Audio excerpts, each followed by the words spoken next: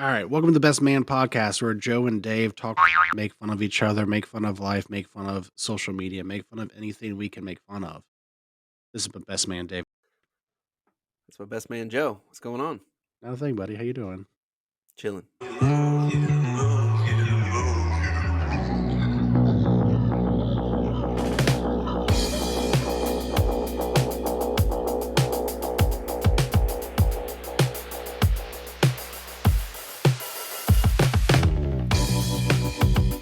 So you sent me a message a few weeks ago that said we should try not cussing for 15 minutes, and I was like, 15 seconds. 15 seconds. Well, hold on.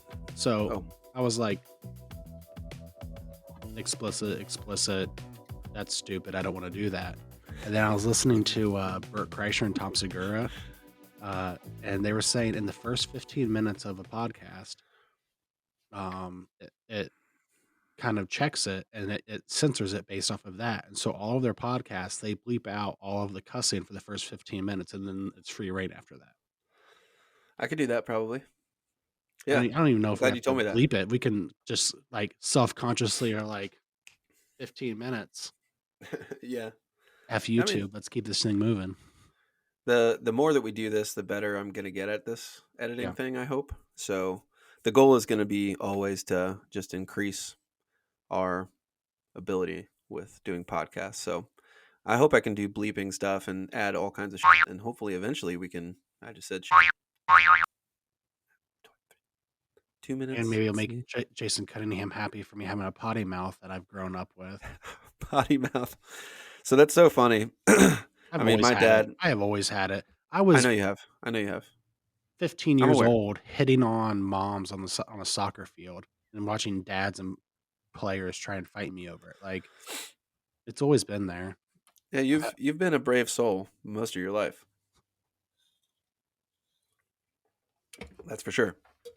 That's a good way to describe you. Yeah, I appreciate No, but it's funny you said potty mouth. My dad, even up until we were adults, if we go on trips together or like whatever, got to go to the potty or got to go pee pee, he would say stuff like that because on road trips he'd always ask, "All right, potty break," or "Let's go potty." And it was always a thing, even up until like now. He'd probably say the same thing.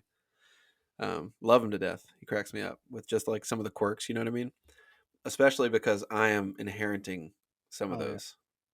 Yeah. So I'm looking forward to when I start to be funny, like my dad is to me. So, And I hope that somebody loves me just as much as I love him.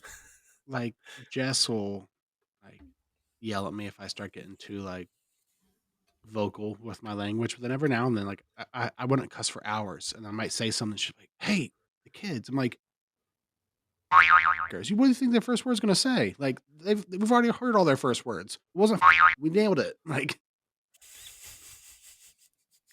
If we are gonna try, I need to keep making like mental notes of all the time just stamps. No, I'm just kidding. No, I just gotta, yeah. I gotta scrape through. All right. Well, do we want to dive in or do we want to recap? Because we We haven't can do a talked in a quick couple recap. I weeks. mean, it's been a few weeks since we've done one, so like, where have you been at? What have you been doing? Me. Okay, so I went on a short tour with Ace Freely, and I was drum teching. We did a West Coast run. Flew into Northern California. Did a couple places up there, including San Francisco. It was really pretty. It was very cold. We weren't expecting that. I feel So like I ended San up having to Francisco's buy. always cold. Yeah, but California in general was cold, even all the way down to San Diego. We were right outside of the city on the beach, Hmm. and yeah, it was pretty chilly, to be honest with you. So I ended up buying like a flannel because all I had was my jean jacket. I didn't Hmm. think I would need anything else. I was wrong. So I wore that flannel like the whole time, and yeah, it was a good trip. A lot of good shows for him out there. We had no hiccups for any of the shows or anything, which is always good. Matt's happy, the drummer's happy, and my manager's happy. So it was Hmm. cool. Obviously, the tour experience when you go to certain hotels is always interesting, and I have tons of stories from it, which we can dive into eventually. But in a recap, it's not really good because I would talk your ear off for 20 minutes about like one of the hotels we stayed at was also doing a homeless program and allowing homeless people to actually live there at the hotel. Oh yeah, yep. And our at that same hotel, our tour manager had the air conditioner units that are underneath the windows. Hmm. And for outside inns or hotels that you go in from the outside, the air is blowing like right there by your feet. Mhm. He had nothing there. It was just a hole in his wall. He could like actually see out. Like somebody had stolen the air conditioner out of the wall, I guess, or something. So he ended up stuffing it with pillows so he could sleep. That was the It's only wall wild. he had. It was just pillows.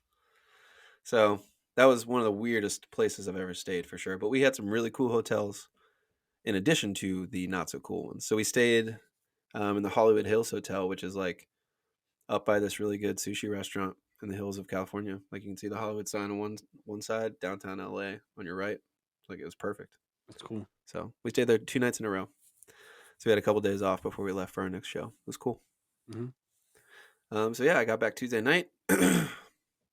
Been doing lots of projects at the house. Very tired, but we lost power right before my birthday because my birthday was yesterday, and it was almost 48 hours.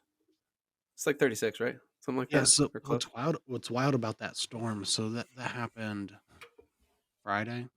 Yeah, Friday, like So early. Friday so Monday, we had some storms come through this area, and, like, normally when a big storm comes through, like, it's a big line going down 75, and, like, there might be, like, a few really bad spots on it, but Yep. this storm literally had tornado warning, tornado watches, because it was a bunch of, like, small isolated storms, and it was, like, from Middletown all the way up to Troy, there's probably 10 small storms and, like, tons of watches and warnings all throughout Dayton, like, all the way up. It was Oh wild. wow.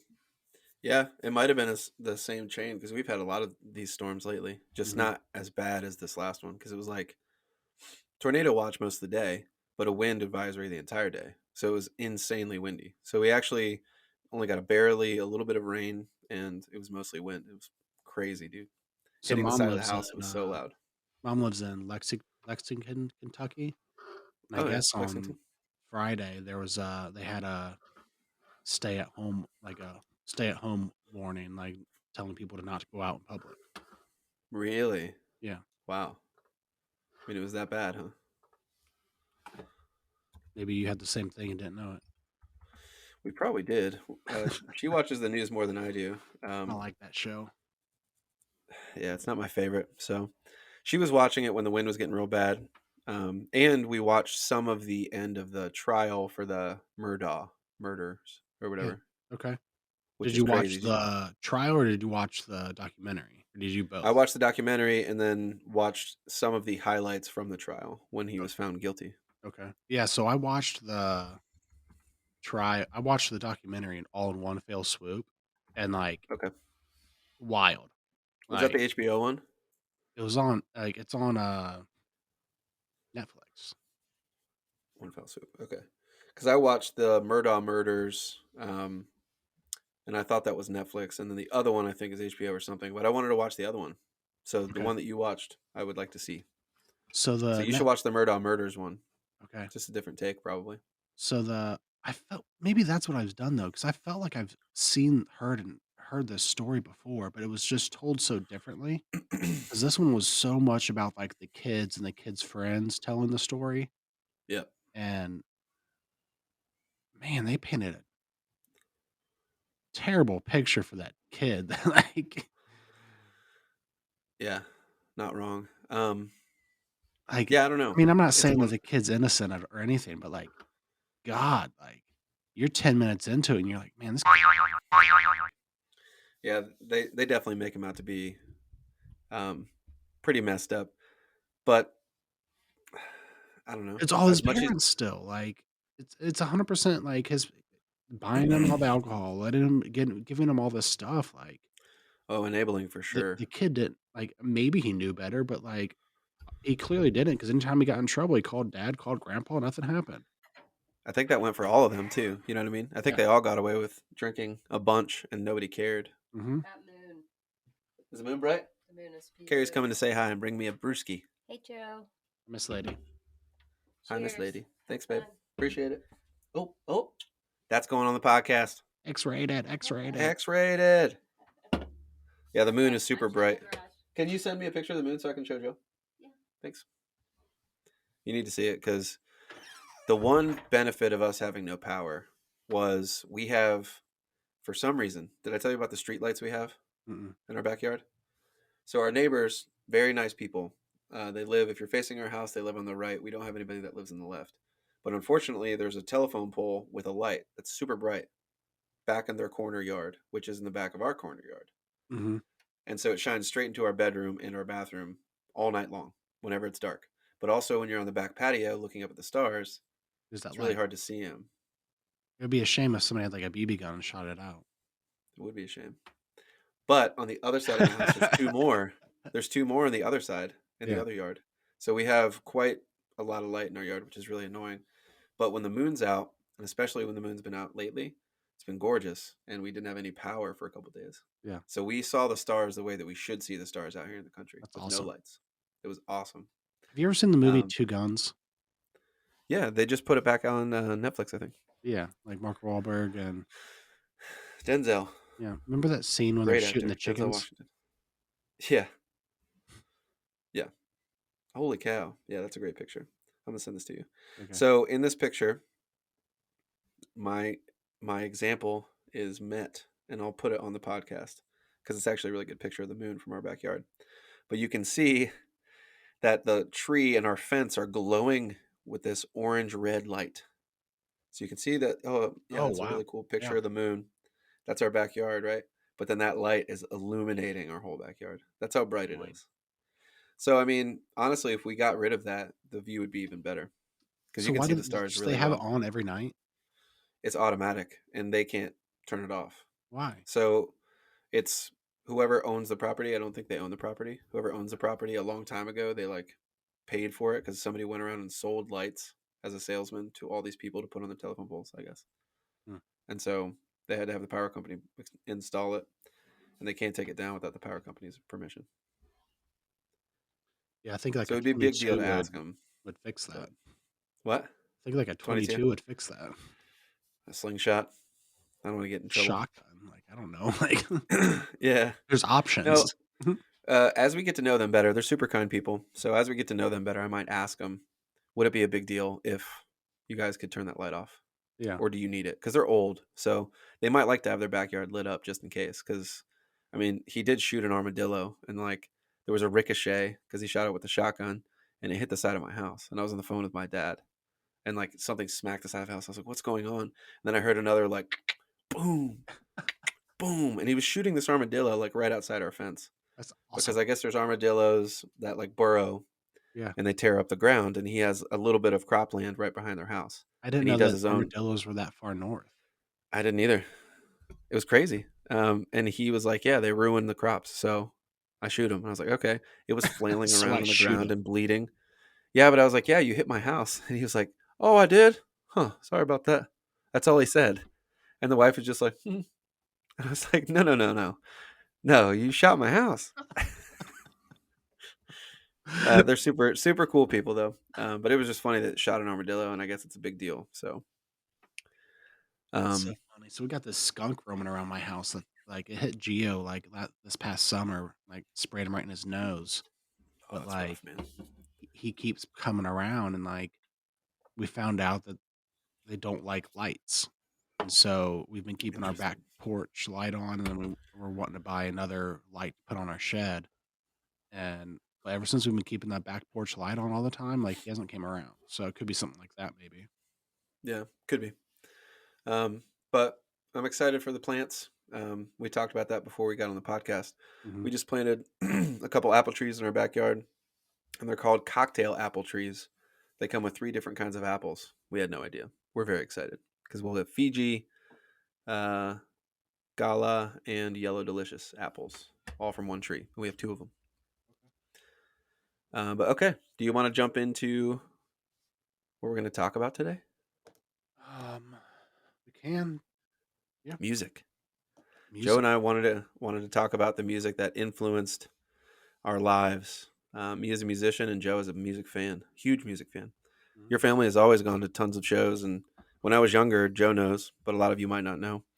Very strict upbringing, so Yeah. I wasn't allowed to listen to a lot of kinds of music besides Christian music, and couldn't go to a So, lot of shows and stuff. So you and your brothers showed me a ton of music. so TJ You know and that, right? Jeremy. they actually won a battle of the bands when they were in high school in, like, Columbus. Like, Jeremy played guitar, TJ played bass. TJ played bass and guitar, but, I remember you told me. um, they played with a lot of really good musicians, up there, and it's funny, they actually their band's name was 98 Degrees, and, like, That's awesome. they won the battle of the bands as 98 Degrees, and then the 98 Degrees came out, and they're like, "Well, shit, like, I guess we have to change our name." So, Yeah, that happens. yeah, That happens. It's a bummer. yeah. Um, but yeah, So, one of the so questions I wanted to ask you about this, and I think it's kind of a good starting point for all of this is, like, like, do you remember, like, the first song, first couple songs, first band that you were, like, learning how to play their music, jamming to, trying to figure out? yep, it was with Nate Keller. Mhm, So I think Colin Jones was like learning to play bass because he already played drums in a band, but he mhm, wanted to play bass in a band. So he thought I was picking up drums faster than he was. So he was like, I'll just do the bass because I was starting to learn anyway. And Nathan Keller was on guitar. We played at a talent show at the high school. We played one song. mhm, And then we played at, what was that coffee shop? Beans and Cream okay, in Cedarville. So we did a show over there. Um, and that was before Nate went straight acoustic, just didn't want to play with anybody anymore. mhm, And Colin joined another band playing drums again, I think. So when all that happened, that's when I started just looking for bands to play with. That's why I kept going to Gathering Grounds and like meeting people. And eventually, Words Weapons happened from meeting Billy and Tyler. And then Brandon Palmer was my neighbor. So he'd heard that I had been playing a lot. And I think that's actually how we kind of really got to know each other. Because when we were younger, it was just soccer. yeah. But we really didn't become friends until I started playing music because I think they heard me practicing. So, do you remember like, when I was saying bands, like, that you played with, like, I'm saying, like, music that you played, like, I remember my first song I learned how to play drums on was a Juliana Theory song. Oh, Yeah. um, it was probably I remember really liking heavy Christian music. To me, when I was a kid, Skillet was like heavy and Skillet, yeah. Christian, or DC Talk, Yeah. or those bands. So I think Jesus Freak was definitely one I would rock out to or try to. Mhm. Um, and then slowly but surely, when I started to really get into drums, is when I started dabbling in non-Christian music. My parents would call it secular music. Love you, mom and dad. Um, but I think Linkin Park was one of the first bands that was not a Christian band I listened Yeah, to. okay. So POD was a Christian band, and there's still religious stuff in their lyrics, I Mhm. guess. But I was allowed to listen to them, so I actually know most of their old songs Yeah, on me the too. drums. I think I So bought one of their albums at one point. So, like, I think, it's Juliana Theory. What's the name of the song? I have it over here, so I looked it up. Um, We're on Top of the World. So, a couple funny things about this song. One, it was not only the first song I learned how to play, like, I was in band when I was young, so, like, I learned that stuff, like, that songs, but, like, that's just one little instrument. But, like, the first right, song playing on a drum set was Juliana Theory, We're on Top of the World, and after I learned it, then TJ and Jeremy would come in and play guitar with me, and we would play that song or other Juliana Theory songs. But, I love Julian Theory. like 90s, early 2000s rock musics, like that style pop rock music, like, it was Hmm. like the drums were so straightforward, driving beats, like, Hmm. wasn't difficult to learn how to play. Not the majority of them, yeah, Yeah, especially the emo screamo stuff. yeah. Pretty standard beats, pretty standard for the most part. Then there were some bands that would like branch out, and those usually the ones that have like the most longevity is the ones that got a little more creative with the beats and the notes and like the variety that they add to it compared to Like, when the Juliana cookie Theory cutter. released that Love album, like, completely different, So like, good. completely Yeah, but changed I their sound. loved it. Yeah, oh, yeah. It was I was I lo- upset at first, though, when I first listened to it, I was like, it took me several months to kinda come back to it to get back into it because That's when my brothers it dropped was so off. different. They weren't into it cuz John and Tim both showed me Juliana Theory. But like, their old stuff was just it was so poppy, and then I they still kinda have a Juliana Theory tape. awesome. Yeah. It's Emotion is Dead. It's that album. The Yeah. blue and red. cover. Yeah, I I have that even have the CD still. sleeve. I have the sleeve for it still. S That was a Tape? hand-me-down from one of my brothers. Tape? Tape, an actual tape. That's funny. I have that CD. Tapes are kind of coming back in style for like indie kids for the most part. My buddy, he's a screamer for a bunch of bands. Grim State, do you remember that band? Local Mhm. band. He's been making Aaron. It's his first name. He's been making cassette tapes, but like custom cassette tapes. They look really cool, like tie dye and like artwork on them and Yeah, stuff. So the bands he's in, they've been making cassette tapes of their music, but he gets to do his art on it. So that's funny. So, like, pretty I cool. keep seeing, like, TikTok videos of kids holding, like, a cassette tape, but, like, with it in the case, and them trying to figure out how to open it. Oh my god, they have Like, no idea. what the f we're old. They have no idea. They have We're no idea. old. Yeah, yeah, yeah. So yeah, I would say probably. So when I tried to play like heavy music on the drums, um, my parents didn't like it, and they tried to get me drum lessons. And I took one from a guy at Grace Baptist Church. Mhm, And looking back on it, obviously I was young and stupid. I just wanted to play fast and I wanted to play double bass and do mhm, whatever. He was like, "You need to start with single and you need to start with reading uh, notes on paper and blah blah blah. mhm. Like do your rudiments, all this stuff." I was super impatient. I was like, "This is gonna work out." I said, "Thanks, mom and dad. Not interested." So I just kept practicing and practicing, and that's when Words as Weapons and all that started to happen. Um, but it was just so funny how when I first started, I just wanted to play heavy music, and my parents made it seem like heavy music was wrong. Yeah. I hated that. That was rough. Well, like, But now, like, when we were kids, like, Christian heavy music was kind of taboo, you know? And now, like, there's, like, Christian rap music that you listen to and you're like, "Oh my god, like, this is, like, raunchy," and then you, like, start listening to it like, "Oh, no, he's talking about Jesus." Like, yeah, NF is a great rapper. He's a Christian rapper, but okay. I really like him though. He's got some great songs. Good writer. A lot of people put him as, like, in a top 10 rapper of all time genre, and, like, I don't know how old he is. He's still fairly new, I'd imagine, because I haven't heard Yeah, about I him in think he's his very early long. 30s. Yeah. Early 30s. He's married and has a young baby. So he's not been at it for very long, and he's very talented. He actually lives in East Nashville, I think. Okay. Um, or no, that would be West Nashville near Vanderbilt. Because we ran into him. I met him at a ice cream shop. We were down here getting. We were actors in a music video for our friend Carrie and I were. So we Mhm. just went out and partied, and they filmed us going out. It was Jake Bonham filming for one of the guys that used to be a huge fan of like our old bands. His name's Josh, Okay. and he has his own country music and stuff. So we were part of his music video, not playing music, just partying. So like paid for a hotel, and so we went down, just had a good time. Yeah. And during the day, Carrie had to work, so we went over to this place by our hotel, and it was like a bunch of Connex boxes making this big corridor where they had like sand volleyball. They had a Mhm. bar on one side. They had like ice cream on the other side, and like places where dogs can walk and stuff. It was really cool, really elaborate, like outdoorsy looking Connex box complex. Anyway, so we were. She was finishing up her work. She was putting her stuff away. His wife ended up sitting at our table with their dog while he went to the bathroom. We are dog people, so we started talking to her about her dog or whatever. So we just became friends just from doing that, just a short interaction. And then he came out of the bathroom, and she smiled and said, "Hey, these are our new friends. They love our dog." Blah blah. We were talking about their Shih Tzus and blah blah. He's like, "Oh, cool. What's going on?" He introduced himself. He's like, "Hey, my name's Nate," and I was like, "Hey, I'm Dave," and then this is Carrie. I forget what his wife's name is.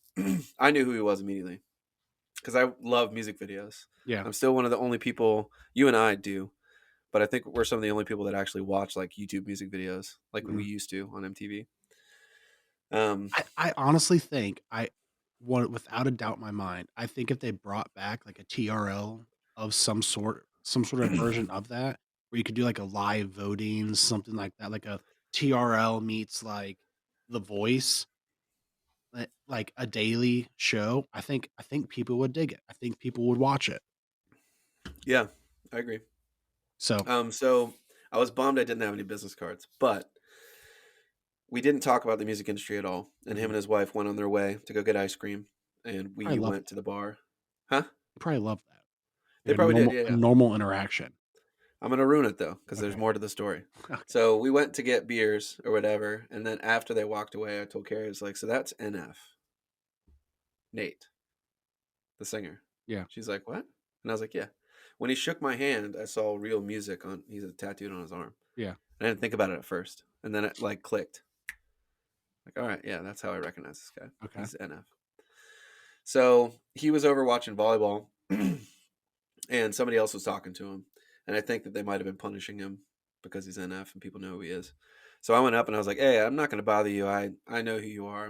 I'm a fan, but I also work in the music industry, and everything's been shut down. I work for Marilyn Manson, and we actually had a whole year planned that got, bummed by the pandemic because this was still 2020. It was like right when they opened up Nashville with no masks. It was that Mhm. first weekend. Um, and like we talked about music and like how he's hoping to get back out and they're planning a tour coming up, so keep an eye out or whatever. And I said thanks. I didn't even ask for a picture or an autograph or anything like that. Yeah. So it made it a little bit more like on the same level Mhm. kind of thing. So it was cool. But It's not if I I had a don't think card, I that's would have I don't been think like, that's ruining it. I think that's a common ground. If you like, autographs are weird. Photographs is one for thing, sure, for sure. but like I asked you before, like what is like who's a musician, who's a band, who's somebody that you would like, I want to go talk to them. So like NF is obviously on the list because it happened, Yep, but yep. And that was easy. I don't think if his wife wasn't there and it was just dudes hanging out, we probably would have talked longer. But Mhm. like he was there with his kid. So I only bugged him for a couple minutes. Yeah. Um, but yeah, I would say probably Dave Grohl. I would totally go talk to him because my buddy Tim Montana, who opened up for Aaron Lewis last summer, like for a bunch of the summer dates, was friends with him and showed me a bunch of videos, and he looks like he'd be a good hang. Mhm. So, and I like all of the music he's written, obviously, and then some of the movie stuff he's done, especially Tenacious D when he was the devil. It's just perfect. You knew that, right? Say that again. In Tenacious D, he's the devil I in did the not movie. pick that up. You didn't know that? No. I'd have It's to when they're watch it doing again. the It's been so the long since song. I've seen that. If I watched it Dude, again, it's I'd be so like, good. Tenacious D and the Pick of Destiny. It's one of my favorite movies. Add that to your list of things to do for tomorrow. "Ha." If your It's a kids are falling asleep, put it on. we It's a might great be we movie. might agree to disagree on that one. All right. Well, either way, Dave Grohl I is love he's really Tenacious D. funny. I love Tenacious D. I love Jack Black. I love Orange County. That movie's fucking hilarious. I Way love Jack underrated. You Black know how in many general. times we watched that? Sarah We Silverman? watched. Sarah Silverman? Not Sarah Silverman. Savings. No, help me out here. You're talking about a movie. Yes. Where his Um. buddy's getting ready to get married to this girl and they don't want him to, so they kidnap the girl.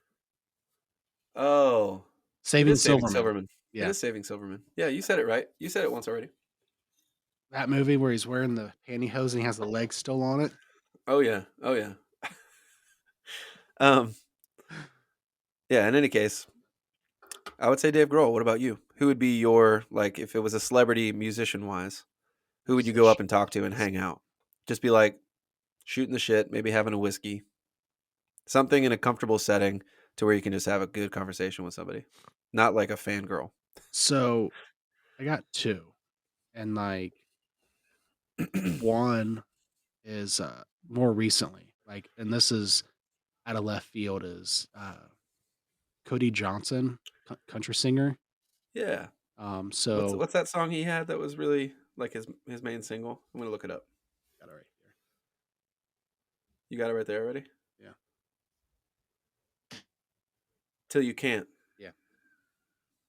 So Yeah. we actually are going to go see him live here in a few weeks, but Oh, cool. Where at? uh Nutter Center. So we saw me and Jess saw him at uh country concert.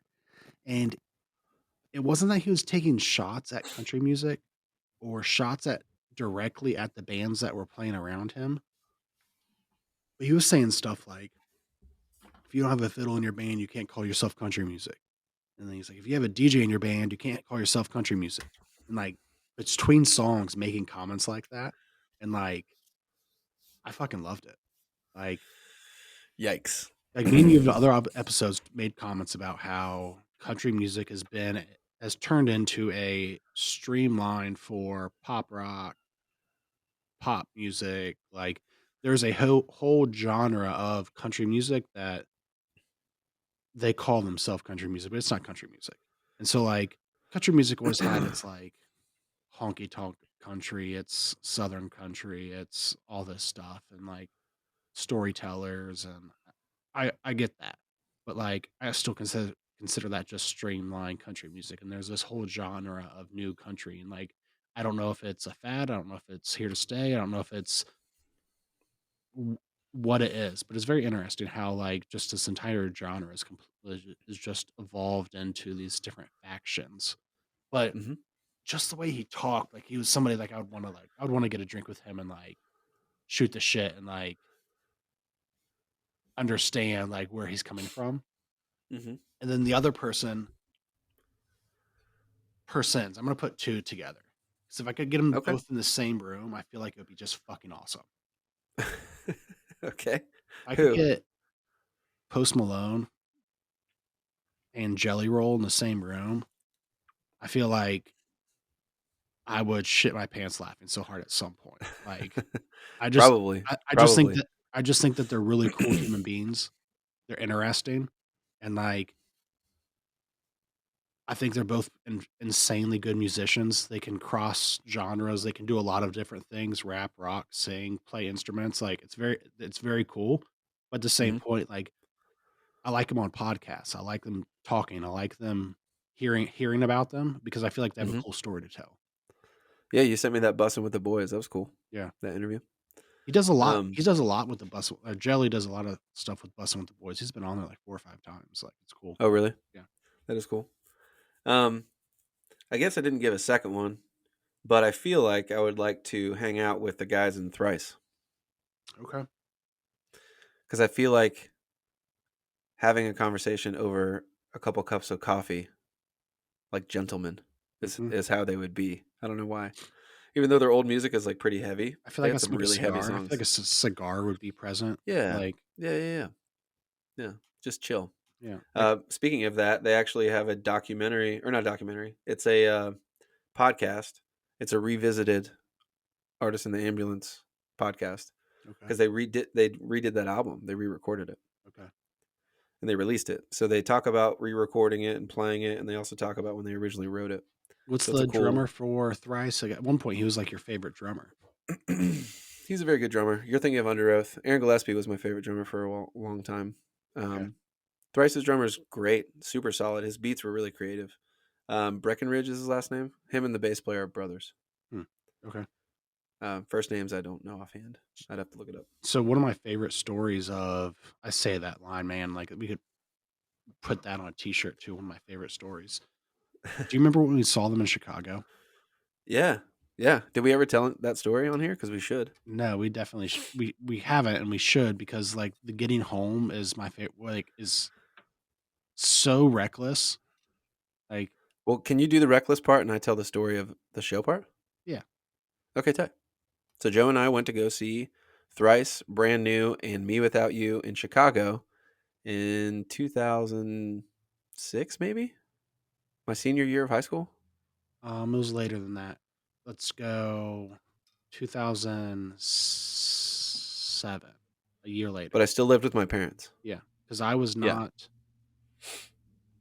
No, because I moved out of my parents' house. You might have been living Right. with Billy at that time Okay. Cool. because Gotcha. I was living with TJ in his apartment or in Okay. his condo. So yeah, it was Okay. 2007 ish, maybe the summer of 2007, almost 2008, somewhere in there.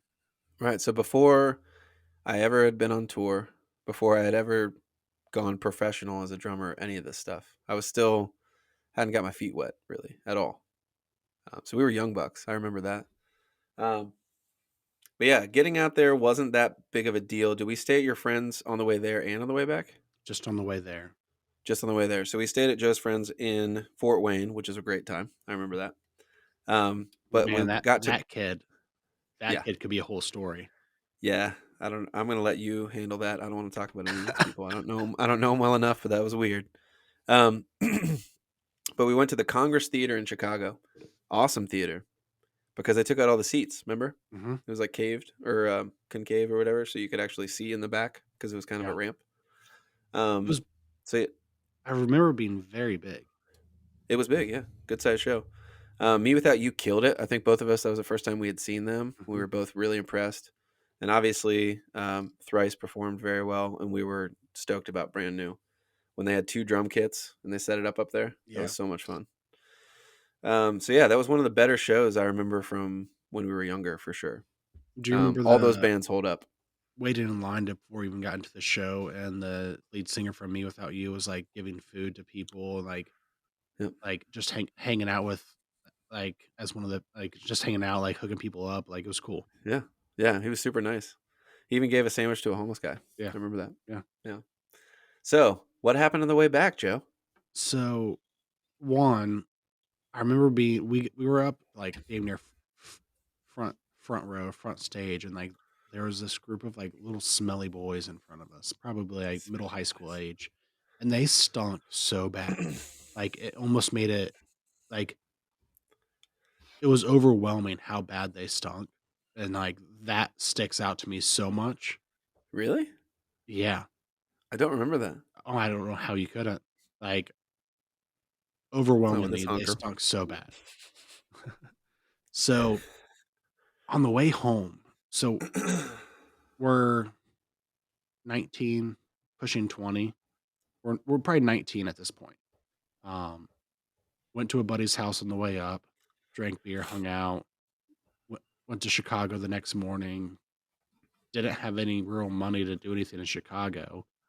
Go to this concert. We get off the concert and we thought that we would get paid in time to get gas to get home. Well, neither one of our paychecks had really hit. So we were like, I put the rest of my money into into the gas tank. He puts the rest of his money into the gas tank. But we knew we couldn't get from Chicago back to Dayton. Like that wasn't feasible at all. And so like from Dayton to Chicago, was it like 3.5, 4 hours? Dayton, it's more like 5. Okay. So we were basically went as far as we could in the gas tank we had, got off, went to a gas station, and sat there until our paychecks hit, and then we filled up the rest of the gas tank and continued on our way. We slept in the car, right? I don't know how long we slept. I know that we were basically waiting for money to hit our account so we could finish getting home because Right. it was like a Thursday night, concert, and we were waiting for Friday to hit to get paid. So wild. We were idiots. Why would we do that? You gotta have backup. Obviously, we That were was the kids, but backup. the backup was our Wait money. till the money hits.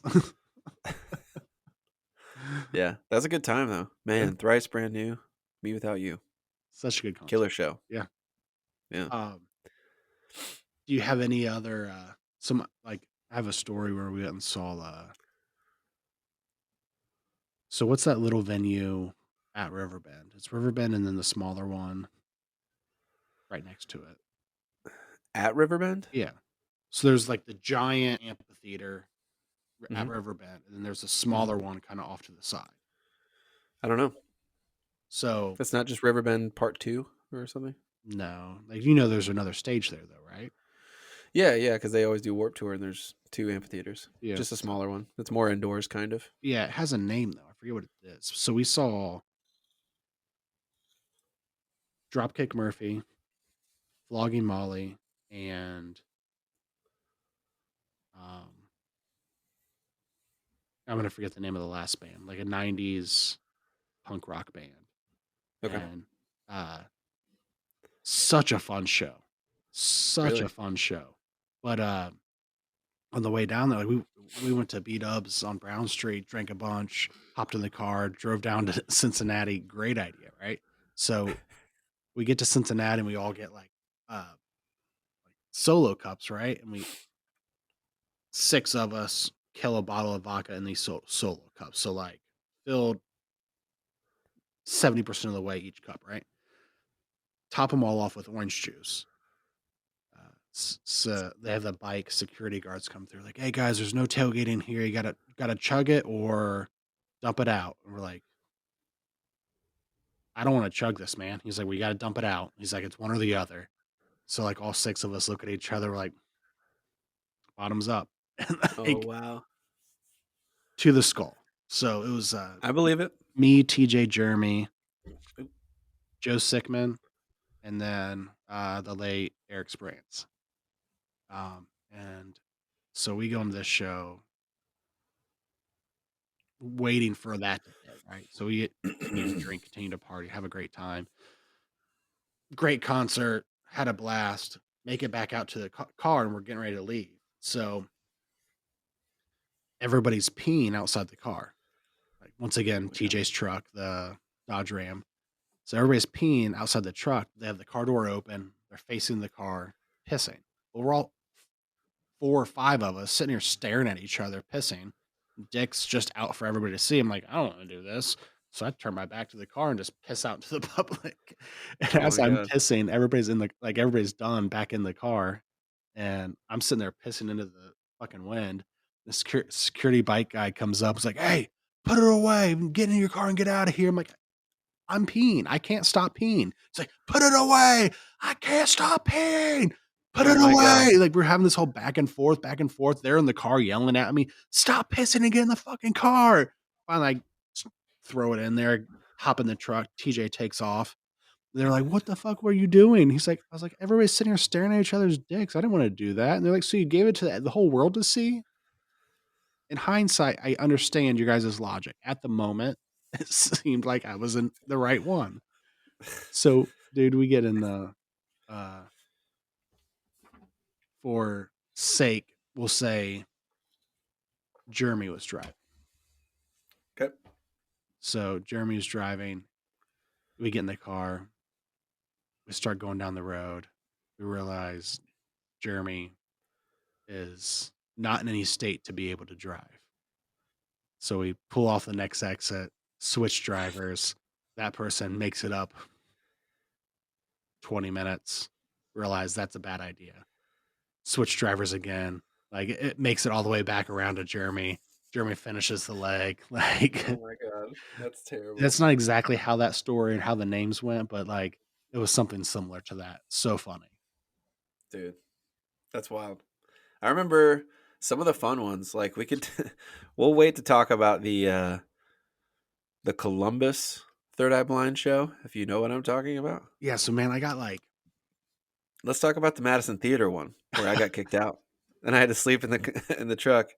So, this was before Joe and I were 21, but Joe had a fake ID and he always looked older because he had facial hair. A so that lot was better the than the rest of like us. we've talked about the this same fake ID, like where you were Yeah. 21, I had the fake ID, you got your real ID taken. Mhm. I was allowed to drink with my 6-year expired ID. So yes. Yeah, they gave me X's on my hands. At this show at the Madison Theater, it was me and Joe, a couple of our friends. I think it was his two brothers and maybe somebody else. I don't remember who else was there. I thought it was just us four that time. In any There case, was multiple cars of us that went. There was I at got you. least 2 cars because like Missy, Paula, Oh, they were all there too. I think Robbie was there. Okay, I think I do remember Robbie being there. But in But in our any case, car in the truck, it was just us four. us 4. Me, Yeah, you, no, 5 because we had Gomez with us too. Gomez was there, Yeah, because he but he didn't got to get stay kicked out. in. That's so messed up because he looks so young He and was goofy. so much younger than everybody else. Oh my god. Anyway, I forgot he was there. So we were pre-gaming pretty hard. We went out to eat beforehand, and then we also had a cooler full of stuff. Went to the Hoffer And we were House. yeah. So a Like, lot I of remember beer. so much about this story Yeah, yeah. because A we even went lot to a of liquor beer. store and got, like, vodka Red Bulls. We were Yep. pounding vodka Red Bulls before we went in. Yep. So we were all pretty hopped up. Yeah. And yeah. Joe didn't have X's on his hands. I did. We decided to buy drinks because we were flirting with some girls and we were giving them drinks. They also had X's on their hands. Um, they made us put our or pour our drinks out or whatever, and then I got kicked out. Did I mouth off to the guy? No, you were pretty respectful, like, it I was thought I was pretty respectful, but I didn't have an ID and I was drinking underage, so they definitely kicked me out. And this was during the opener. I didn't even get to see Third Eye Blind. what was So so I went funny what outside. was weird about it, though, like, there was, like, a handful of you with beers. They dumped it out, and they're like, "Who bought these for you?" And you were like, "I just went up and bought them." And then so I think they kicked you out for that. Oh, either way, I got kicked out, and it was freezing, and I didn't have my coat because we left Cold. it in the vehicle because we didn't want to carry them. So I was trying to get a hold of you guys inside. It took a while. So This is back when I smoked cigarettes. I remember going to the convenience store next to the Madison Theater, buying cigarettes, and smoked like a bunch of them, waiting for you guys to give me TJ's keys. Mhm. Finally got the keys, got in the car, and I remember passing out and being woken up by you guys. Yeah, that Because like, sucks. what else was I supposed to do? So I just basically laid on the seat. I mean, we were all hammered, so Hammered. we weren't making good decisions. No. But it was a good time. I remember you guys tried to make it up to me, so we went to the show in Columbus, but we had a different group of friends. We're allowed to say first names. Our friendly friend Matt Matt. came along with us, Dude, we had and so then much fun. Do you remember so much fun. dude, okay, so what's the name of this one in Columbus? It was PNC Pavilion at the time. Okay, so PNC Pavilion. The life hack for PNC Pavilion is right next to it is the basement, the bar. Mhm. And so you could go in there, you could go enter in the venue through the basement. That venue, you could buy a 6-pack of beer with like the 16-ounce cans, and Mhm. then go into the show with that 6-pack of beer, and you paid bar prices, not venue prices. And so you bought that 6-pack of beer for it was like Bush Light, Natty, whatever the fuck it was, Miller Lite. All light beers. Yeah, Yeah, so like say it was like $3 a can, then you go to the venue and now all of a sudden it's $8 a can. So yeah. like back then that was the life hack. That was the key. So we all come in with the 6-packs, right? So no idea who opened. No clue. Couldn't tell you. I don't remember. I could tell you that the lead singer of Third Eye Blind went through a phase where he was wearing a kilt, and so he had this leather kilt he was wearing. I remember that. And we were crowd surfing, and we were mosh pitting, and we were rowdy at a Third Eye Hmm. Blind concert. Fucking Yeah, getting it. yeah. Time of our life. And when those girls came over and they wanted to crowd surf, and instead we just launched them up into the air, and then they disappeared in the crowd. And I don't know if anybody caught them. We don't know. I sleep at night telling myself that they were caught very gently. They were fine. They were fine. I think everything was enhanced because of how hammered we were They at the went time. so high. Okay. We like that girl weighed 70 pounds, and 5 of us threw her into the air like she was a cheerleader. I don't remember that as vividly as I remember Matt getting into some scuffs with some of the locals, and we almost got kicked out. I remember he had that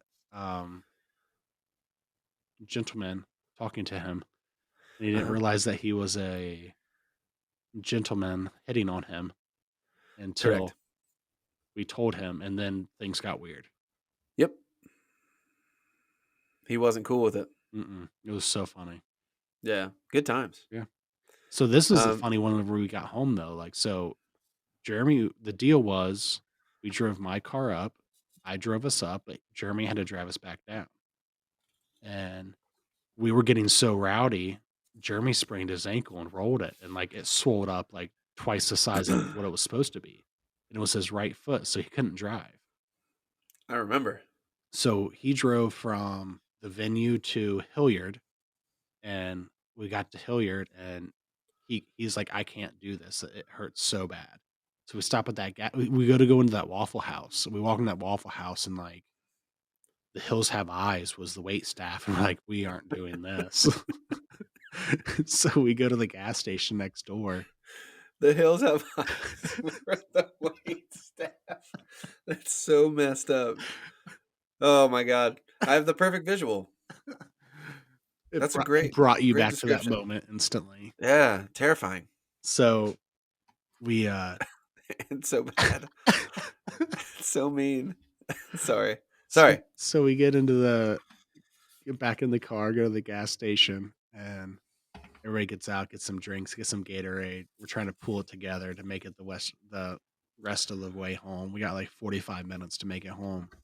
And we get in the car and we do the head count like, all right, I'm here, I'm driving now. Jeremy's there, he's passenger. Dave, Matt, where's TJ? Anybody know where TJ's at? Nobody knows where TJ's at. So we all get back out of the car, walk around the gas station, look in the gas station. He's not here. Fuck. Drive over back to the Hills Have Eyes and see if he's in there. But maybe we left his ass there. Like looking around, like he ain't fucking here. So we call him. And we hear his phone ringing in the back of the car. Like fucking left his phone here. So like, all right, what do we do? So we're sitting there talking like, where could he possibly be? Like, how far off could he run? Then all of a sudden he pops up out of the back in the at a Jeep Cherokee. He pops up out of the back, covered in all of everybody's coats. Like, why are we still sitting here? Like, you motherfucker! Like, how long have you been hiding back there? I'm not hiding. I was sleeping. Like, I don't remember that. That's awesome. so then we go Yeah, back man. to we make it. We start heading back to getting close to date, and I was like, Jeremy, like, call Huber B Dubs, order food, let's pick it up. So out he was the GM there at the time. So he calls there like, hey, this is what we want. We'll be there in 20. So we walk in and I remember the bartender like having that, who is driving you guys right now? Terrible. And it's like, Terrible. Jesus, take the wheel, man. He's got us.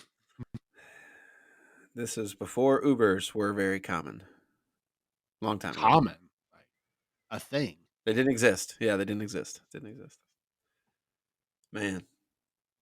Anyway, back to music. We're alive. We're alive. Yeah.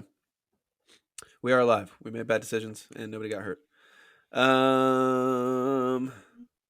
So you Tell me started what you're with listening to right now. Like, is that a good entryway, or do you want to like, or what do you want to Sure. stick in the past and go to what really kind of we guided your interest? What guided what type of music you listen to nowadays?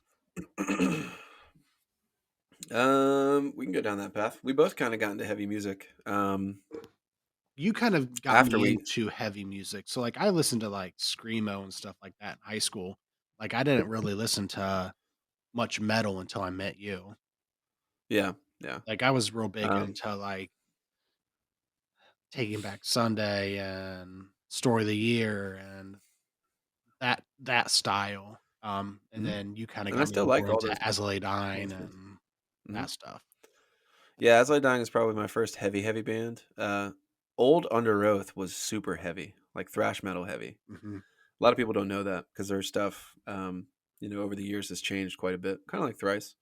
Um, but they're kind of getting back. They just released a new song, by the way. Under Oath did. It's pretty good. Um, but I would say, I mean, Thrice was such a big influence. Thrice and Under Oath, especially with the older stuff. Tons of double bass on the Thrice music that is kind of hidden on The Illusion of Safety. Such a really good, fast drumming record. So I would say he's one of the first ones for sure. So like But Aaron Gillespie, I liked Thrice, but like getting into the Alchemy Index albums, like that's what got me into them. Like just okay. like different, it's not different genres, but different styles of rock. Like it was hmm so good. Yeah. My favorite album used to be The Artist in the Ambulance. It still has a big. Um, it means a lot to me because it was one of the first albums I like listened to on repeat for a long time. That's how Mhm. I got into Thrice. But their next album, Vhiessu, it's like hard to say. It's spelled weird. It's Viessu or something like that. Was my favorite album they ever put out. I think every single song on there is flawless. That's when Tyler and I both got super into Thrice. We would hang out at his place in Spring Valley and just listen to all their music, like do nothing but listen to music and just talk about it. He That's was how so much into whatever he was listening to is the direction Words as Weapons went though. basically And like for he's a better or songwriter. worse, like I mean, you Yeah, guys ended, and I think like you guys were at your best style at that point. yeah. It definitely affects the songwriters what they're listening to at the time. Hopefully not in a way that's ever plagiarizing, but I don't think we did that. But I it's mean, it's really hard to be 100% original. yeah. It's important to try, but it doesn't always happen. So yeah, Under Oath was definitely one of my first favorite bands to listen to and drum along to, because I also aspired to sing when I played when I Mhm. first started playing. I don't know if you knew that. I sang a little bit in Words as Weapons and Me in the Making, but then I wanted to focus on more performance stuff, and I didn't really practice the vocals, I so remember you having a kind of mic. I just thought it was, like, for, like, gang vocals and stuff like that. I didn't realize that it was something that you were trying to dabble into. yeah, yeah. So that's Aaron Gillespie does all the singing vocals for Under Oath, at least the majority of them. So that's why I looked up to him, because I loved the way he would drum. His drum tone was always really cool, the way he tuned his drums, and then killer player and great singer, and he did it at the same time. So I was always impressed. I'll have to send you some videos because Rabbit Hole, you can watch Under Oath videos for hours. Dude, that's like Super entertaining. we were talking about listening to music videos. I don't know if we wanna finish our thought at all, but, like, that is my rabbit hole in music is, like, I'll hear something on TV or I'll hear something on a commercial and, like, 3 hours later, I have 600 songs on a playlist that I've been just Yep. going down this deep dive. So, like, my funniest one on my phone, and this is, I say it funny because every time I get drunk, like, it's like, "Alright, give me the aux. I got a playlist for us." And it's There we go. that, like, late '90s, early 2000s rap music, and, like, it's so bad. It is so funny. It is so good. 'Cause, I mean, that's our childhood right there, you know, and, like, Yeah. Yeah. it'll go from Jay-Z to Eminem, but then also gets into, like, our late high school and, like, Chingy and shit like that. That's so funny. hmm When you just said commercials, that actually reminded me. Have you heard of Rival Sons? Yeah. They have one of their songs on the Chevy commercial Mhm. that debuted for the Super Bowl halftime or whatever. I was super impressed. I was like, "Holy shit!" Shout out to those guys, by the way. Super nice dudes. I did a little bit of stuff with them when I was drum tech for Greta Van Fleet. They were one of the openers. Okay. Kill it live, and they're super nice guys. Wish we would have been able to do more, but hopefully I'll see them again soon. Yeah. But yeah, when I heard their song on there, I was like, dude, when you can get on a commercial, it's got to be a pretty good paycheck. Yeah. So, like, keep talking about local stuff. So the band Mona, pretty sure he lives in Nashville now. Or at one point Yeah, he you was said living that. in Nashville, Yeah. but they had that commercial that was for the first several seasons of How to Get Away with Murder. They were the theme song to that Oh, TV crazy. show, and like, Good for them. yeah, Yeah. from my understanding, the lead singer made more money on the sold uh, songs to like record companies, like beats and stuff. He made more money on that than he ever did with the band. I believe it. Songwriters can make quite a living, especially if you have a good deal. And like if one of your songs gets picked up, Mhm. you're always going to have like the ability for it to go in syndication, to go on TV shows, to go in commercials, like we're talking about. And if you have a good contract, which most songwriters do, if they have like a contract with like BMI or the big companies, Mhm. you can make money every single month from one single being sold, Did you which is crazy. did you ever like you're talking about a lot of these metal bands in the same genre? Like, were you ever in into Killswitch? Oh yeah, yeah, yeah. I did a My Curse cover before I moved to Okay, Tennessee. like Yeah, I did. I forget which song. Holy End of Heartache. Holy Diver, like Oh that yeah, remake. that their Like, I version. fucking love that one. Yeah, the music video is awesome. Really, I don't know. I've Yeah, never seen that one. they're all knights. They all act like knights, and they're like old school, doing like jousting and stuff. You Whenever need to we end watch this, it. I'm gonna. That's my step one to do when we end this. I'm gonna go watch that. Good, good. I can actually just link it to you because I can find it real quick. Okay. But yeah, of course, I love Killswitch, and I always loved. I like Jesse's vocals and Howard's vocals. Hmm. A lot of people are weird about that. Do you know about that? No. Jesse Leach was the original vocalist, and then I don't know why he left the band, but he did. So when he left the band, they got Howard Jones, and Howard Jones is a very good vocalist. So I got to be a fan of that band, listening to Howard do vocals. So Josh Abney and a couple of our friends, I shouldn't have said his last name, but it doesn't matter. I can cut it out, but you know who I'm talking about Yeah. now. He's a fan of Jesse Leach, the old vocalist, Okay. not Howard. And so Jesse came back to Killswitch recently because Howard left, and he started his own band. I think So I which forget one what the do I name of know? his new band is. The big black dude. That's Howard. Okay. Yeah. So he's still The Devil You Know, I think is his new band or something along those lines. So he's still doing music and still touring, but obviously Killswitch is still pretty massive. Yeah. They do really well, especially internationally. But since their guitar player Adam D is like this huge producer, they don't tour that much Okay. because he's always home making records with people. I think people have even filled in for him though to make sure the band can still tour, if I remember correctly. But either way, I'm sending you a link now. It's a great music video. Um, My Curse was it? Is My Curse the song I covered? Yeah. Yeah, yeah, It's good. yeah. It's a great song. All right, so you're gonna watch that when we get off here. I would say the next question I had for you when it comes to music is like, we've been to a lot of shows together, but out of all the shows that you've been to in your life, what would be your favorite show Mm. that you've seen live?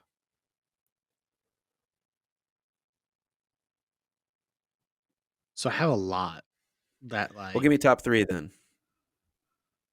so no particular order, right? Okay. So um right when I moved back down here when Jeremy got hurt, we went and saw AFI. And it was right as I forget the name of the album. It was all white. They wore all white. The CD came with like a DVD of like them performing the album live and Okay. white amps, white guitar, wearing all Yeah, yeah. white. I forget the lead singer's name, but he always wore like lace and stuff like that, and like white lace and like. So there was an intro. I'll actually play the intro because like it'll kind of set the context of this whole situation. So we're at Newport in Columbus, and Jeremy was in a wheelchair. We went to the Eddie George restaurant. We didn't want to park very far away, and so TJ parked in a spot where he was allowed to park because Jeremy's in a wheelchair. And so we take Jeremy inside. We get his table. Uh, Car gets towed. And so TJ and Missy Wow. walked to wherever the car got towed to, and so uh, me and Jeremy stick back because obviously we can't go very far. So we sit around at the Eddie George restaurant. It's like a block or two down from Newport. TJ had sent a message to the dudes in AFI like, "Hey, my brother just got in a car accident. He had a broken hip. We're in a wheelchair. Like, is there anything you guys can like a handicap area? Anything you guys can do for us, right?" So never hear back, never got responded to, and, like, you almost kind of expect that, you know? Mm-hmm. And, as soon as we pull into Newport and give them our tickets, like, 5 bouncers come running up to us like, "Hey, is your guys' last name Fouts?" We're like, "Yeah."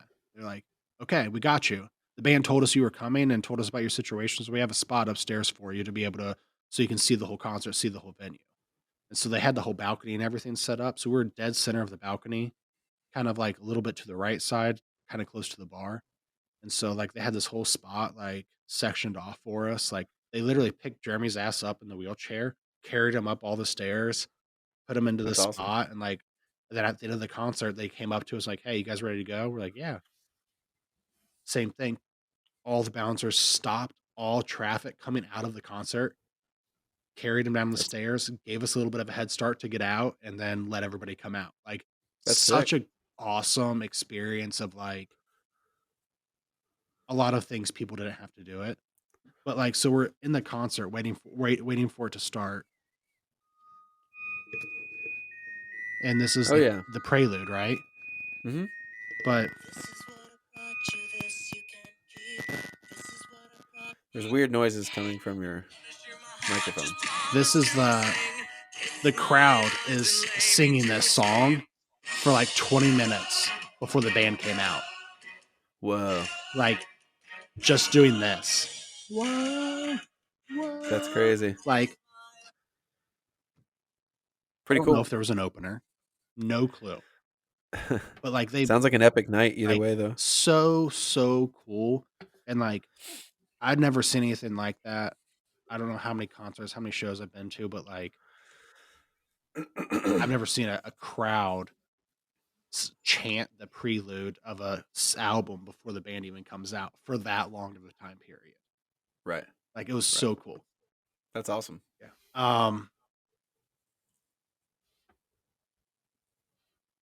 Saw Story of the Year in a really small place, and they like ripped the place apart. I remember you told me. Spinning guitars hanging from rafters, like it was cool.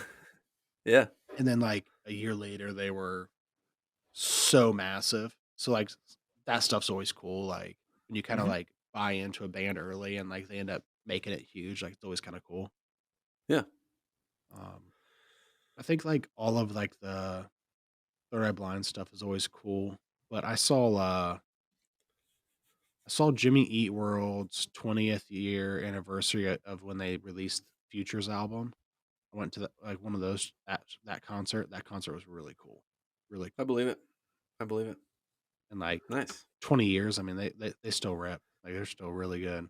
I believe it. Um, Once you got it, hopefully you never lose I it. think those are my three, but like one of the coolest ones was like the like festival. Like we went to the Bunbury, like you were there. Like lots of cool bands there. Like Watsky AFI was there. Um, Yep. Dropkick Yep. Murphy, Yep. Muse. Uh, That was a good time. there was a lot of really good bands that day. It was cool. Muse killed it. Muse killed. Number one performance of a concert, hands down, was 30 Seconds to Mars that day. Oh yeah, they Dude, nailed that it. was insane. Yeah, Like the that was a good show. confetti cannons and like Muse had a cool show.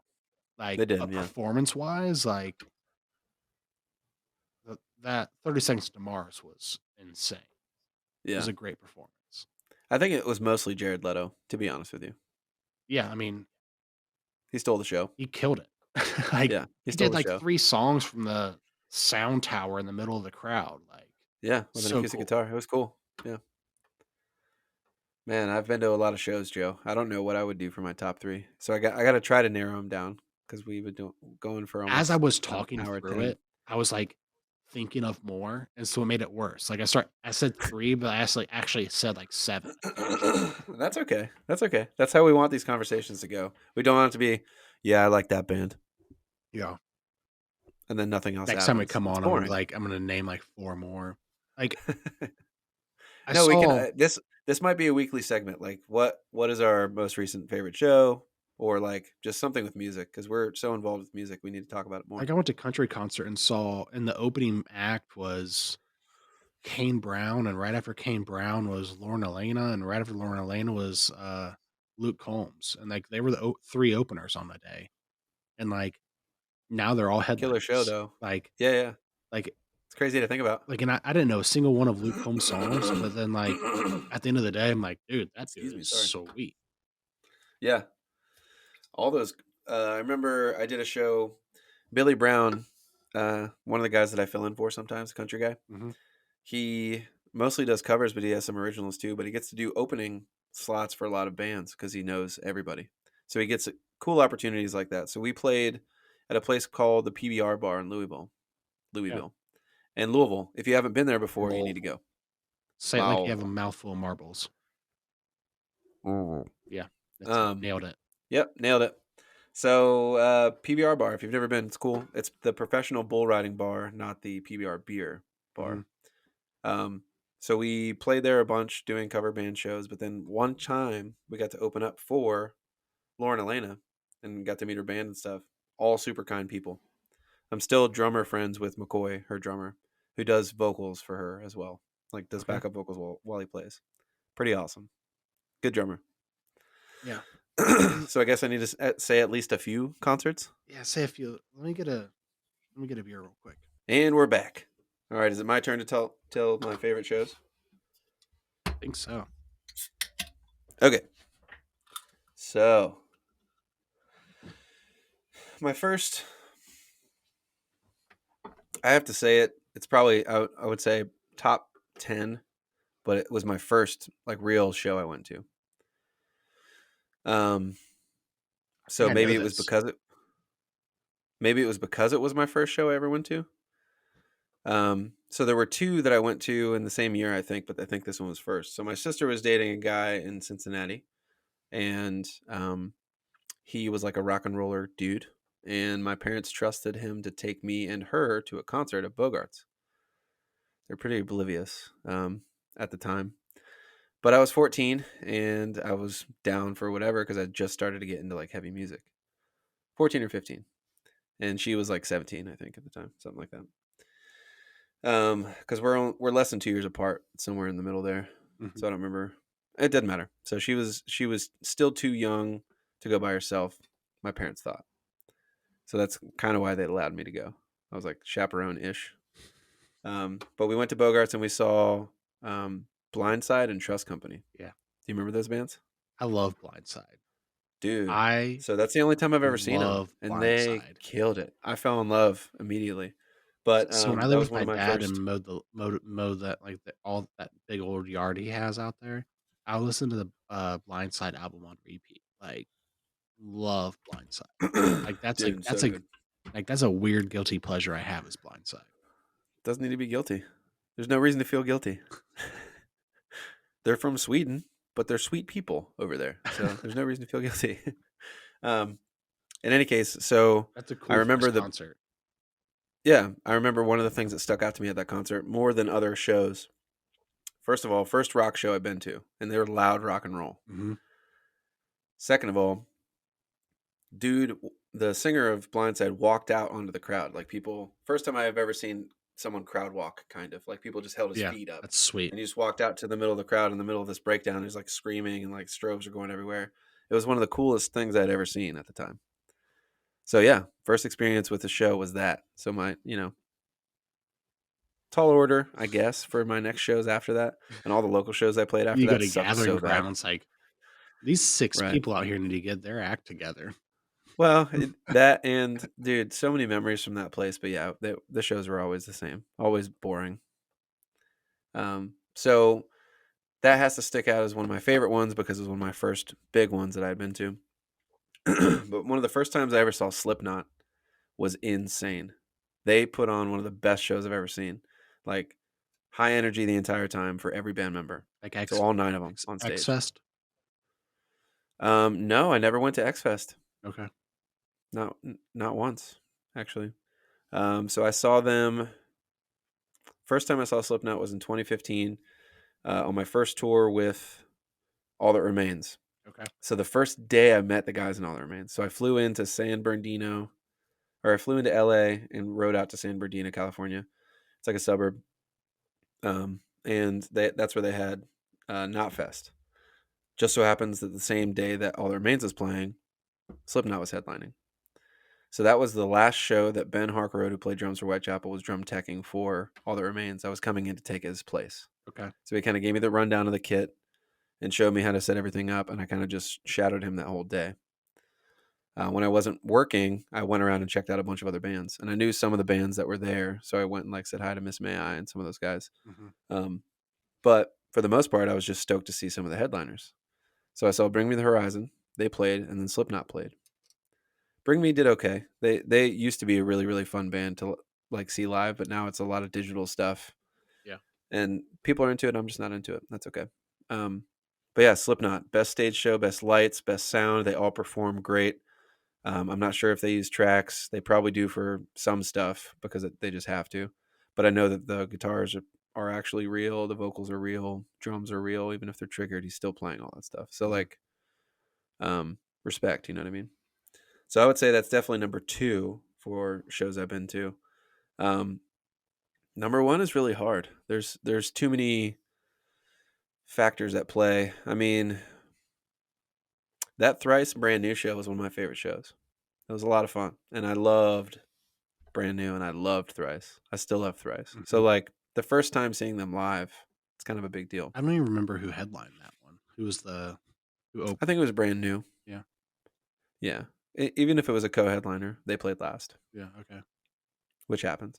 I mean, I've seen a lot of cool productions. So like you went on to talk about some extra ones. So like Rob Zombie, since I did the Manson tours Mm-hmm. with the Twins of Evil thing they did, his live show is insane. He has giant mannequins that people get into, like huge Satan that comes out on stage. Like I'm talking like 25 feet tall. Oh, There's a really? dude inside this suit. It's like a very legit suit because he's a millionaire from all of his movies he's made and stuff or whatever, right? So he's got extra money he can throw towards doing their live show. So it's video walls everywhere, huge drum riser, all these huge cases full of these giant mannequins. They have a gorilla, they have a robot, they have Satan. That's It's so just cool. hilarious. Yeah, they have all these big mannequins. So I mean, very entertaining. And he even in his he's not old, but he's very fit because he runs all over stage. So he stays in great shape You gotta to be keep able your to do that. cardio up, to be able to sing and yell and do all the things he's doing, and if you're gonna be that animated. But that Yeah, was, yeah. like that was one of the things, like, I talked about Cody Johnson earlier, that was one of the things that initially grabbed me. It was like, he came sprinting onto the stage, said a few things, gets into a song, and he is running from side to side up like, it's a massive stage there, and he's running everywhere, Yep. playing guitar, singing, and it was, like, impressive. Like, he was That's so awesome. juiced and, like, Yeah. it was captivating. Like, whether you like country or not, rock or not, like, if the front man is doing that, like, it's hard to turn your eyes. Yeah, I agree. Like, Um, what's the one,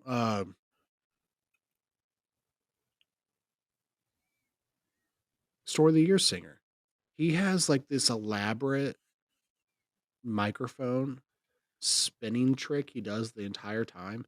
He probably has about 50 foot worth of cable wrapped around his body at all times, and he's, like, that's spinning crazy. it around, and, like, he'll put his foot out and kick it, and it'll the microphone just shoot out into this crowd, and then kinda, like, get to its spot where it's gonna start falling, then he'll just, like, yank it back and, like, catch the microphone, and start screaming again, The like, thing better be taped because those clips oh, on it's those taped microphone so cables. much. Like, it has So it multiple. sounds similar to the Taking Back Sunday. Their lead singer does that like crazy. Every time I've seen them, it Maybe sounds it's very Taking Back similar. Sunday that I'm thinking of, like, I'm just They might both do it. I don't know. okay.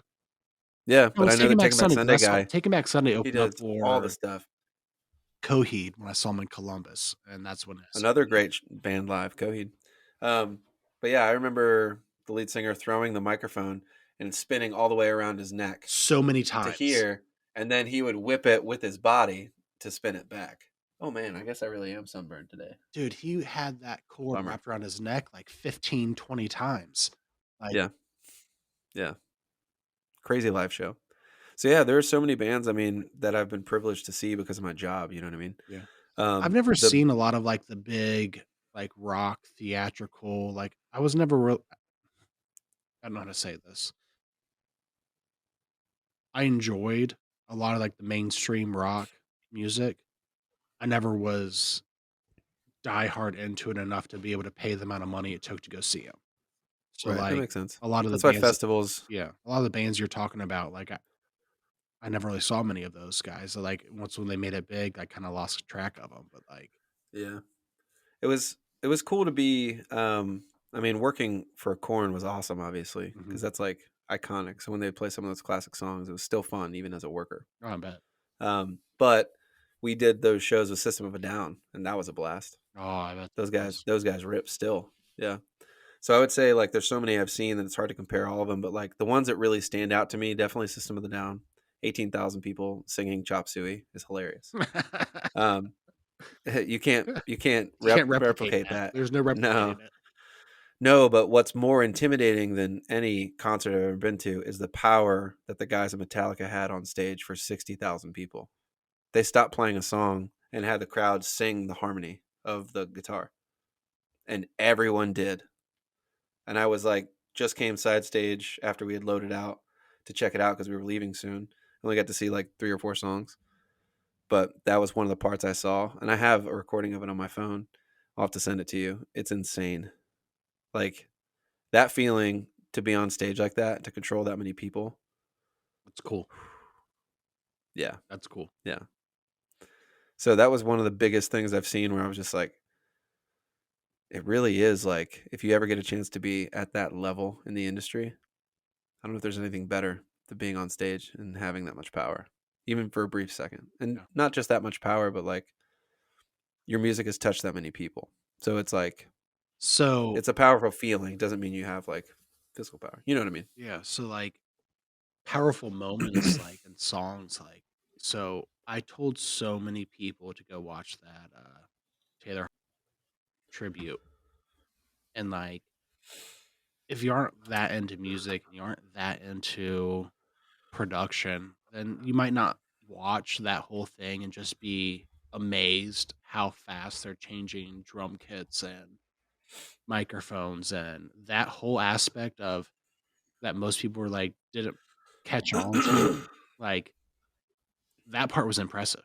Like, but then Yeah. the part that like all these different musicians coming in and playing their music and playing different music, different genres, styles, all this stuff. Like, but like the end of it when like they finally come out and like his son plays, like like that part, like it took me like Goosebumps 3 nights to finally like make it all the way through. Like, cause I was getting without so crying. emotional, and I wasn't even that big Yeah. of a fan. Like, I've always been a fan of them, but like never like massive fan. Like, it was just hard to watch it. Like, I'm it, with you, man. That's actually one of my regrets is not being able to see the Foo Fighters before Taylor Hawkins passed away. And I'm a huge Foo Fighters fan. so It's been a bummer to know that because I mean, there's nothing I can do about it now. He's gone. You know. so I had tickets to see him late March 2020 in Cincinnati, and like Carrie eating my ice cream. fucking COVID Sorry. came through and kicked everybody in the dick, and that I remember. never got to see it since then. So like, Such a bummer. yeah, that was my Oh, like. I remember talking about like before the world shut down, like bucket list band. This is a bucket list band for me. We have tickets. We're going. Like, and then like I was devastated when it got canceled. Like I was so sad. I believe it. I believe it. A lot of people were looking forward to that show.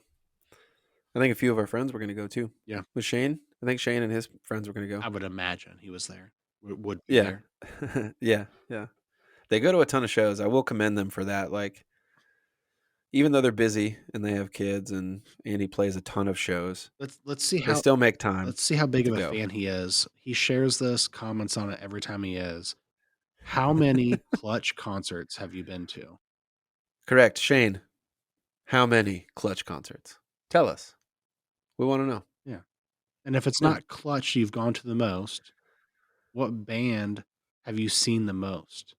So I'm pretty sure I always Ooh. every time Clutch comes around, I see him posting about it. I've known the dude for 15 plus years now. I think that might be his favorite band. Yeah, man. So like when I worked Shane, we're calling you out. so when I worked at the Love you. Milanos in Miami Township, there was like 5 or 6 people that were like really big into Clutch. That's all we fucking listened to. And like just being dropped into a group of people that are obsessed with it, it's hard to get into it, man. Like it's hard like every day, like anybody got anything else to listen to? Like shit, man. Right. Like Cool. Well, please like, share, comment. Let us know if you're enjoying this. And if you're not, that's cool too. Let us know in the comments.